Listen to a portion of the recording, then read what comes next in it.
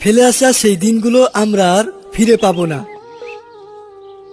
সে সময় 1 টাকা দিয়ে 4টি চকলেট পাওয়া যেত।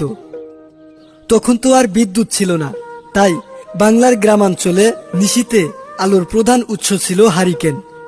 9-10 পর্যন্ত আমরা হারিকেনের আলোতেই পড়াশোনা করেছি। হারিকেনের হলুদাভ মৃদু আলো, কেরোসিনের গন্ধ আমাদের চিরচেনা।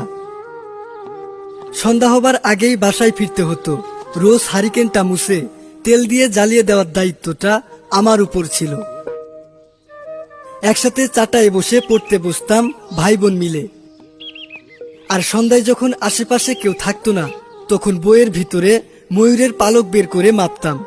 এরপর তাকে নারিকেল তেল খেতে দিয়ে আবার যথাস্থানে রেখে দিতাম। আমরা ভাবতাম ময়ূরের পালক বড় হয়, যার কাছে যত পালক আছে তাকে